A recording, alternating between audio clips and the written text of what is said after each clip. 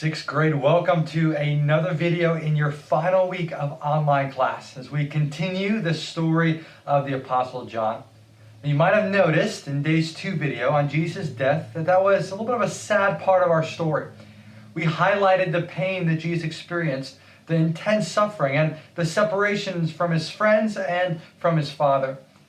But just like a candle shines brightest in the darkest room, so did Jesus' love radiate from the pitch black darkness of the crucifixion. And as we start today talking about the resurrection, let's just place ourselves for a moment among the disciples. I imagine that they still celebrated the Passover feast. I think that they probably stayed together, but I picture that there was a great sadness. The usual joy of being part of the Passover celebration was gone. It was replaced by the terrible image of their friend and teacher, or maybe even son, hanging on the world's worst torture device. I imagine that Mary, the mother of Jesus' mind, took her back and forth between holding baby Jesus in her arms and seeing Nicodemus pulling a limp body off of the cross. Peter probably thought back to the moment he caught Jesus' eye after abandoning him, and John, he must have teared up every time he thought back to the moment Jesus looked at him and asked him to take care of Jesus' aging mother, Mary. But God's work was not done. His rescue might have seemed failed, but nothing could be further from the truth. John would describe a conversation with Jesus more than 50 years later in the book of Revelation 1 verse 18. There Jesus said, "I died, and behold, I am alive forevermore, and I have the keys of death." The casket seemed locked. The story seemed over. The rescue would have been done, but Jesus proved victorious over the grave. And let's see today how John describes the story of the resurrection for us in his book, John chapter 20.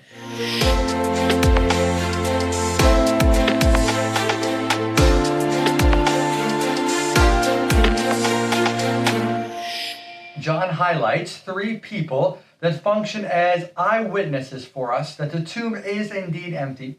And let's look at the story through their eyes and try to see John's unique message of the resurrection. In John chapter 20, we're introduced to the first eyewitness. Her name is Mary Magdalene. Now, we know that there were more women there, but John chooses to focus in on Mary. This Mary was most likely born close to Jesus' hometown. The other Gospels tell the story of Jesus casting out 7 demons from her. She may have been from a wealthy family, although her name probably literally means rebellious. And Mary arrives very early Sunday morning at the tomb.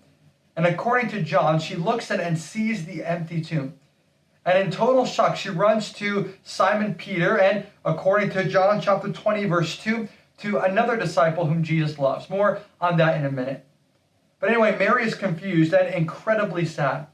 Jesus had done so much for her. He had given her her life back after she was dominated by 7 demons. All she wanted to do is to show her love and respect by finishing the burial ritual. Now we'll come back to Mary in a minute, but now 2 more disciples have arrived at Jesus' empty tomb.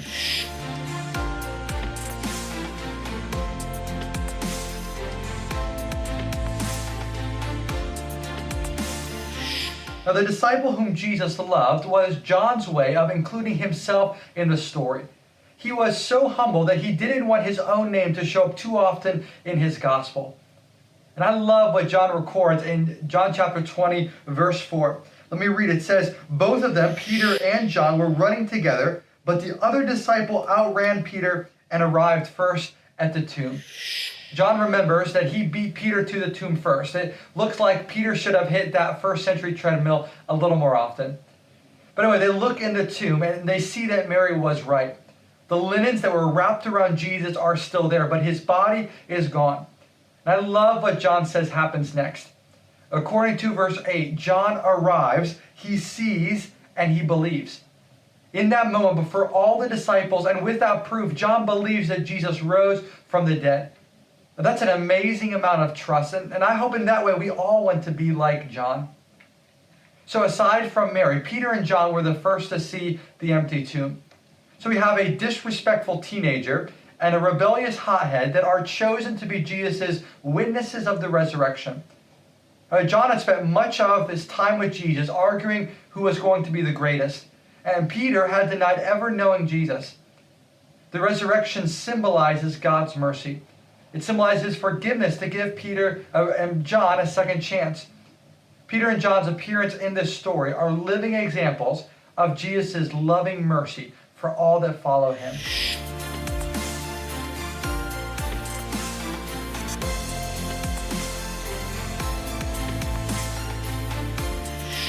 So let's go back to Mary.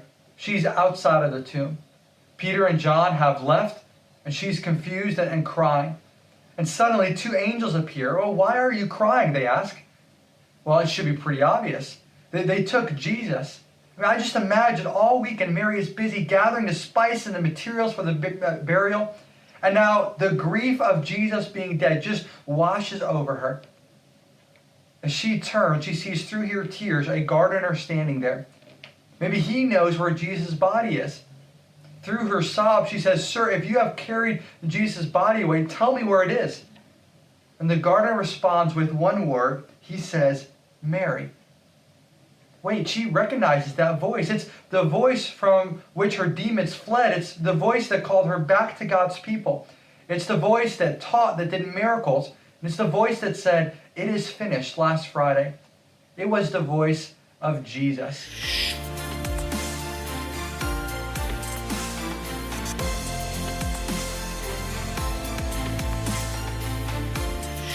Jesus rose from the dead. John records it just as the other Gospels do, but John's focus is unique. He uses the least likely people as the main characters to discover the life-changing reality that Jesus was victorious over the dead. And if prideful John, deceitful Peter, and demon-possessed Mary could take a front row seat on the peak of God's rescue plan, then the truth of the resurrection can be true for us as well. The separation has been bridged, and Jesus made a relationship with God possible. Again, in the words of Jesus himself, "I have died, and behold, I am alive forevermore."